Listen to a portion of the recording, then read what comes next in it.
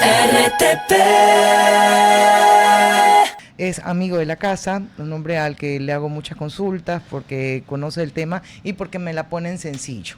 Sorry por el resto de los... No, el economista que digo que siempre complican todo. Juan Carlos Jácome, analista económico, con él vamos a conversar el presupuesto general del Estado y sobre esta bajada sostenida que ha tenido el riesgo país. ¿Cómo está, Juan Carlos? Buenos días, gracias por el honor de estar en este programa y con una dupla que hace furor en las emisoras, en las redes. Hazme el favor. Gracias, Juan Carlos, gracias. ¿Cómo has estado? No nos está escuchando. Bien, gracias a Dios, bien. Qué bueno, qué bueno. Sí, ¿todo bien? Siempre bien. Ok, yo no me gusta estar cuando me ponen en el medio. Siento que estoy en un partido de tenis o algo así. Entonces voy a mirar solamente al frente. ¿Podemos hacer eso? Para poder verlo. Cada uno sí. puede ver donde quiera. No, aquí, sí aquí está bien. A ver, hablemos un poco del presupuesto. Digo los negativos y a ver si usted le encuentra los positivos. Primero, que es un déficit no real, que el déficit pudiera ser mayor, porque lo asignado como presupuesto, por ejemplo, a salud y educación, no está debidamente justificado. Eso nos hace ir a los ingresos, tanto con el incremento de producción petrolera, que de acuerdo a lo que va produciendo el país y a los déficits que tiene, sería casi imposible lograrlos, y la tributación que debería incrementar está ligada a la generación tanto de empleo como de comercio, que también termina un poco reduciéndose en medida que la inseguridad avanza. Esta, muy cortito, son las mayores críticas que se han presentado del presupuesto general del Estado. Sí, son generalmente las que son recursivas. Todos los años hay los mismos comentarios, de hecho es así, porque por el concepto de un presupuesto uno elabora, digamos que argumentos a futuro que eventualmente podrían o no cumplirse. Digamos que en este caso particular el presupuesto fue elaborado a mitad del año por el tema electoral, sí. Y eso nos permite quizás colegir con mayor claridad qué tan viables son esos supuestos, dado que nos queda poco por recorrer. Y sí, yo creo que este año el déficit será un poquito más abultado de lo que fue años anteriores, o sea, el año pasado sobre todo, porque digamos que el apagón tuvo un costo, y ese costo presupuestario tiene que ser absorbido de alguna forma en este 2025. También digamos que la campaña tuvo, digamos que cierta componente de laxidad en subsidios, y eso incrementó un poco el gasto, que impacta obviamente en el año. Por obvias razones nos enfrentamos con una suerte de oleada de proyectos económicos urgentes, donde en muchos de ellos venían infiltradas reformas tributarias sutiles, pero que luego salían y eran conversadas en el debate, que contribuyen realmente a equilibrar ese desbalance.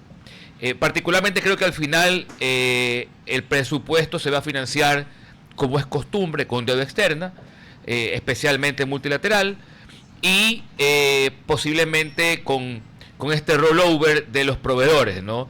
De que seguimos y te pateo un poco hacia adelante la cuenta por pagar. Sí, rollover es una palabra bonita, pero es lo que hacen es irlo pateando. Por eso, lo dije en la versión formal y la versión coloquial. Sí. Es que está muy sweet.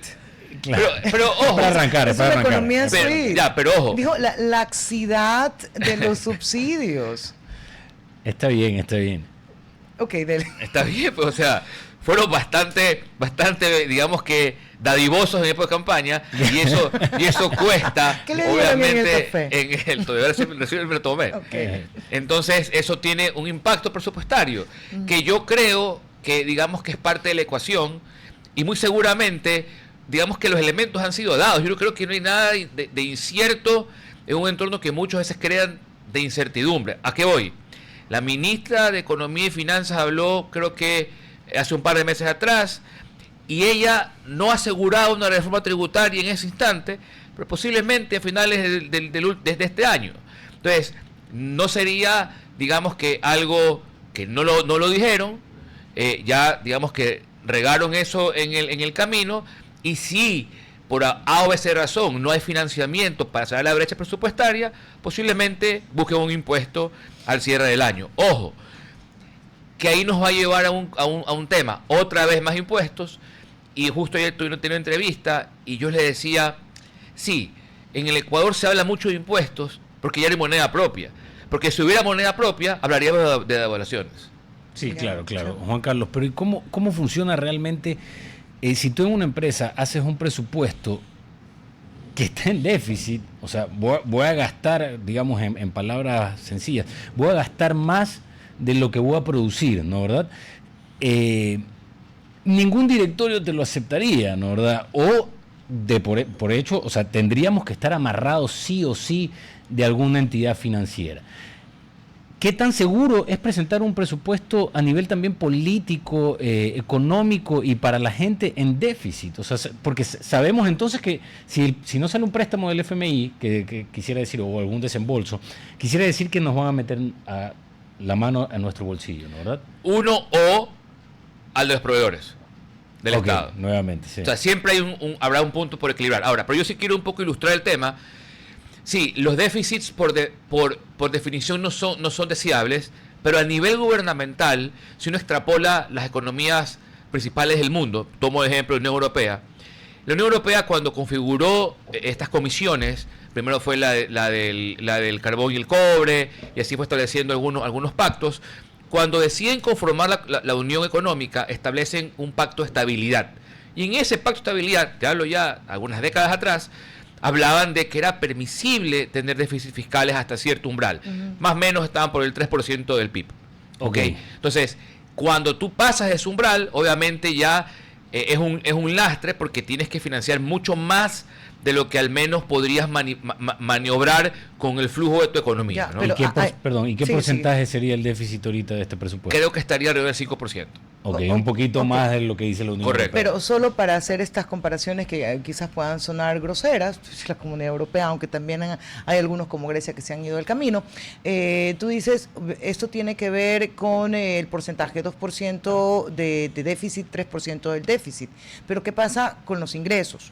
Porque los ingresos tienen que estar bien referenciados, o sea, saber que realmente lo vas a tener, porque al final este 5 que hoy es, pues que mañana sea 10. Si los ingresos realmente no los vamos a tener. O bajan los ingresos por algún motivo. Voy a ser conceptual. Voy a ser conceptual. Las economías deberían financiarse, no las economías, los gobiernos, porque es lo real, los gobiernos deberían financiarse principalmente por impuestos. Ok. ¿Sí? O sea, entonces, ¿cuál es la lógica de la construcción de un presupuesto? Porque el presupuesto, más allá de un estado financiero, es realmente el cómo confecciona el Estado, administrado por un gobierno, esa provisión de protección social y de bienes públicos. O sea, ese es el presupuesto. De hecho, el presupuesto es el instrumento de política más importante de un gobierno. Este lo es. Siempre lo será. Porque dice cómo va a ejercer, ¿sí?, ese poder que adquirió electoralmente, lo va a traducir a su ciudadanía. Es de alguna u otra manera un plan de gobierno. Ya, correcto, lo ejecutas de esa forma. De acuerdo a este presupuesto, ¿cuál es la política pública o el plan de gobierno que tiene Daniel Noboa? De acuerdo al presupuesto presentado. Ya, y ahí poco hay un plan de gobierno, o sea, hay una ejecución, pero debo ser muy realista. Ajá. Después de la Revolución Ciudadana, la mesa de entalle de todos los gobiernos quedó seteada. Con el plan de desarrollo. Porque están obligados todos los gobiernos a principalmente financiar salud, educación, seguridad, por encima de cualquier otra cosa. Y si sobra un billete, lo metes en inversión. Es lo que quedó ya, digamos que, seteado desde ese entonces. Por eso el espacio de maniobra que tiene un gobierno más bien vendría en regulación, legislación que genere quizás una mejor confección de derechos y que ese recurso, por ejemplo, que antes iba a social, sea asignado a ciertos grupos y no a otros. Pero ahí me llevas a otro problema, Juan Carlos, y ahí comienza uno con el tuteo. El problema, Juan Carlos, no solamente es la asignación, que uno dice que incluso estás limitado por la Constitución, que tienen que ir incrementando esas asignaciones en materia de salud y educación. Tienes el problema que lo asignas, pero no lo ejecutas. Ya, ahí es que hay una paradoja. Del tiempo. No, del billete, del flujo. Porque yo puedo presupuestar que voy a gastar N miles de millones en salud, pero sí, tengo una ejecución baja, porque yo presupuesté que para el mes de agosto de este año iba a ejecutar, yo qué sé, pues el 90% del presupuesto, pero como no hubo caja, no lo puedo ejecutar. Entonces al final es una suerte de ficción a veces ese porcentaje de ejecución, porque todo dependerá si tengo o no la caja para ejecutarlo. Pero entonces igual es un presupuesto de ficción. Es que todo presupuesto es ficción. O sea, pero lo proyectas sobre alguna idea de mediana posibilidad, pero no puede decir que la mediana posibilidad sea la ejecución del 11%. Lo que pasa es que entonces deberíamos, me parece que está hecha la discusión, entonces deberíamos propender como sociedad a que no solo exista un presupuesto del Estado, sino un flujo de caja del Estado asociado al presupuesto que se vaya evaluando periódicamente, que eso no existe. Claro, y lo puedo ajustar. Mira, no hubo, te voy ajustando el presupuesto. Para que nosotros como ciudadanos veamos cuánto es el flujo de caja del gobierno. Pero ese porcentaje de ejecución se mide a través de una contrafactura, digamos, o con la entrega del dinero. ¿A eso te refieres? Cuando tú ejecutas porque ya... ¿Pero qué significa cuando has ejecutado? ¿Cuando me dieron el servicio, cuando me facturaron el servicio o cuando pagué el servicio? Cuando ha sido facturado el servicio, correcto. Cuando sale en el estado de resultados. Correcto, pues te digo. Pero aún así, para poder facturar el servicio, internamente requieres que valide fondos. Sí. Entonces, si no hay fondos, no te validan otros. Todavía no me facturas que no te voy a pagar. Correcto. Que tiene sentido, ¿no? Sí. Ahora, déjame retomar lo que estábamos hablando, que es súper interesante. Por ejemplo, no es que estamos, digamos que predestinados para toda la vida a tener que mantener los mismos rubros dentro de cada, digamos que mega sección de gasto. O sea, el tema de salud, educación. Digamos que el día de mañana el presidente no va a decir, ¿sabes qué? Hoy en día, cuando la madre da a luz, el cónyuge tiene una salida paternal durante 8 días, ¿ok? Dependiendo si es necesario o no necesario, ¿ok? ¿Qué tal si el permiso de lactancia el día de mañana puede ser alternado entre el hombre y la mujer? Entonces reduce los días. Entonces, ya quizás los permisos laborales que tenga la mujer que asumir enteramente los puede distribuir parcialmente con el hombre cuando quizás el bebé ya pueda estar por sí mismo, digamos que sin estar lactando de la madre de manera mucho más frecuente. Así es en Alemania. Yo lo sé, pues eso lo pongo a colación. Pero siempre fue así. No, aquí no, pues. No, allá. En Alemania tiene... así, porque acá sería reducir el tiempo de permiso, pasar de 45 pues minutos. Le dan más. Correcto. Pero a lo que voy es, perdóname. Sí, a lo que voy es un ejemplo de política pública vinculado a lo social y a salud. Que es hacer política gubernamental sin que necesariamente toque un presupuesto. Es eso que ayuda, por ejemplo, a que la probabilidad de discriminación a nivel de empleabilidad de un hombre o la mujer sea equivalente. Y no que por tener un permiso de maternidad que asumir un empleador decía no quiero con una mujer, cuando hoy pueden jugar en ambos roles en una probabilidad ¿Y eso equivalente. ¿Cómo impacta el presupuesto? Perdóname, Juan Carlos. No, lo que voy es que yo dije que estamos anclados a una estructura Entiendo, que fue todo tiene grapada. que ser gasto-ingreso, sí, no necesariamente. Pero la política pública es lo que realmente hace o crea la identidad de un gobierno. Entonces, regreso un poco porque me quedé bailando con lo que dijiste, porque no lo había pensado así. De nada sirve entonces que cada gobierno venga, que cada presidente venga con un plan de gobierno si este está anclado a que debe disponer de los recursos en porcentajes establecidos y cubrir educación y salud. O sea, que ya no existe esa flexibilidad para que tú digas, yo no creo que yo deba hacerme cargo de la salud y poder cambiarlo. Me estoy yendo a un extremo, Juan Carlos. Es que la salud es un concepto tan amplio, pero al final siempre va a recaer en cómo administra la salud. Pues. O sea, el problema pasa por lo siguiente. Sí, hay que gastar en salud para que la ciudadanía sea asistida en ese rubro, pero digamos que ahí hay un lienzo por pintar, porque partimos de la premisa, y más que la premisa, de la realidad de que por todos lados hay ineficiencias, ¿no? Entonces, un gobierno, solo con hacer ese espacio mucho más eficiente, seguramente hará que ese dólar que está asignado tenga un mejor retorno social, sin hablar de presupuesto. Es decir, el rol del gobierno, de cualquier gobierno, no hablo de este, no debería ser en ver cuánto más billete gasto, sino posiblemente el billete que ya se gasta, a ver cómo tiene mejor retorno. Eso me lleva a la otra pregunta, ¿por qué los presupuestos siempre van para arriba? Porque pasamos de 25.000 a 30.000 a 36.000 y ahora estamos en 40.000. Porque la población crece. Pero estás limitado por ley. ¿Y el PIB crece? Porque, oye, está bien, yo sé que se necesita más, pero no hay de dónde más, esa es la realidad. Esa es la pregunta, digamos que social, que tiene que existir en todo espacio comunitario. Porque al final, digamos que fuéramos los tres nomás del Ecuador. Okay. Y la pregunta es, bueno, ¿qué le damos como Estado a nuestra sociedad?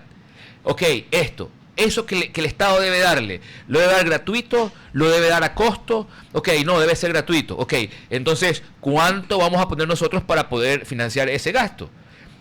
Así se construye una sociedad, un Estado, y por ende el presupuesto que refleja eso. Entonces, siempre que la población crece y que digamos que todo sea bien asistido, eficiente, el mundo ideal, ¿sí? El de la película Demolition Man, antes que salga el delincuente de la cárcel. No la he ¿sí? visto. Véasela. La de Silvestre Stallone. Ajá, esa. Entonces, Chévere. el mundo ideal, sin fallas, sin nada perfecto, el simple hecho de que la población crezca hace que tengamos que las personas que estamos en ese momento activos de manera económica, poner un poco más para financiar el gasto de esa nueva persona. Es decir, el crecimiento natural de la población hace que la base tributaria sobre la que vamos a recaudar para financiar el presupuesto deba ser creciente. Sí. Sí. Hace muchísimo sentido, pero ¿hay algún gobierno que alguna vez haya bajado el presupuesto? Si partimos que siempre nace gente, va a ser difícil. Ahora están Nunca. haciendo menos. Entonces no lo hacen así. Yo creo que eso no pasa generalmente. Ahora Yeah. están haciendo menos gente, pero vive más gente, más tiempo. Claro, que es otra. Claro, Claro, son hay más variantes. población, pero hay más Correcto. población. Sí, ok, algo más. Reforma tributaria, creo que todos podemos entrar en preocupación, para no utilizar la palabra pánico cuando se habla de eso. Es con pánico esa. Tan, así. Sí. A ver, ¿por dónde sería? Escuché algo, no lo puedo confirmar, pero le creo a la fuente, pero es difícil decir así va a ser. Ya dilo. Que el impuesto, que el impuesto sería para el impuesto a la renta, el incremento a la tributación sería para el impuesto a la renta. ¿Es la mejor forma? ¿Sociedades o naturales? Ya tanto el detalle no me dijeron, pero sería empresa. Eh, Impuesto a la renta, mejor. yo la verdad, yo ayer también tocaba algo parecido. Yo tocaría el subsidio al gas. No, Porque ahí sí te caes. no, es el más sencillo de sacarlo. Bueno, el Spol dijo hace años que Mire, se podía focalizar. Es que la palabra focalizar, Abdalá lo dijo uno lo también, asocia con una tecnología sofisticada para ponerte un chip y darte No. el tanque de gas. Es súper sencillo. A ver. Porque, digamos que el gas se vendiera a precio de mercado. Por un ejemplo, vale la bombona $5. ¿Ok? Hipotéticamente, ¿no? Ya tenemos como gobierno mapeados los hogares más vulnerables, que son los que reciben el bono de salario humano. Sí, los varios Digamos bonos. que le queda subir un poquito más a los hogares, sí, es decir, subes un poquito más, no de ese nivel socioeconómico, sino un poquito más arriba.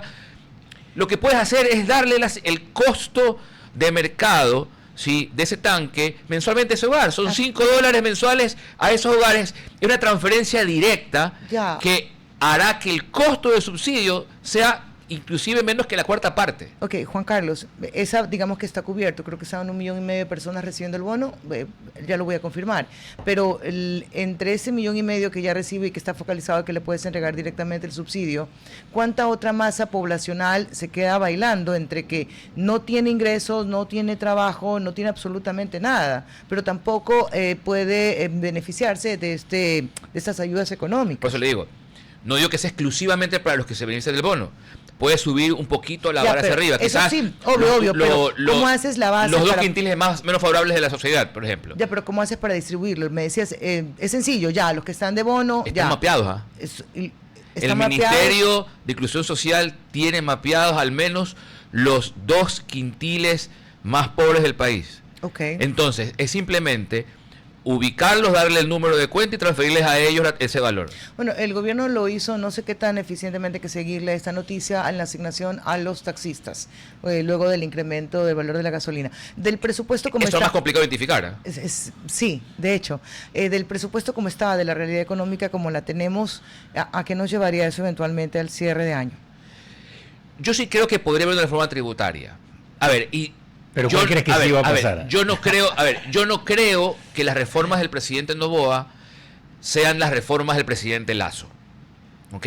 No, creo eso que necesita explicación. Sí. a ver, sí. el presidente Lasso no medían su plataforma política que lo mantenía en el poder, clase media y clase baja. ¿Ok? Él, en el diseño de sus impuestos, olvidó ese pequeño detalle que fue a la postre lo que lo dejó sin piso cuando tenía que defender su posición en Carondelet. El presidente Noboa tiene, en mi lectura, lo tiene muy internalizado. Sí, es completamente al revés. Y es más, yo sé que sonará para muchos peyorativo, pero hay que ser pragmático. Su lógica de diseño de política pública es muy parecida a la que tenía el presidente Correa. No es decir, peyorativo. no toca esa base electoral sensible que está para el voto. Por eso creo que no será el gas. Por eso, yo lo propongo porque es lo más eficiente. Porque usted no está sentado ahí pero pues si tocó el subsidio al extra y al Ecopaís, yo creo que podría ser también el gas. Pero mira que no el diésel, bueno, no sé. Pero bueno, ya, pero no, el diésel no, yo no he hablado nunca el diésel. Se pone. Juan Carlos, amo conversar con usted. Ahora, lo sabe. El cierre va a ser para mí un impuesto tipo ambiental, ¿sí? O algo nuevamente patrimonial, porque él no va a tocar a las personas, en principio. Al patrimonio. Salvo las de mayor nivel adquisitivo. Claro. Bueno, tomamos nota y lo revisamos ahora a fin de año, que está cerquita. Juan Carlos, siempre, gracias. Siempre. Sí, gracias. Juan Carlos, gusto de verlos. Vamos a comer por Gracias esta por tarde. venir. RTP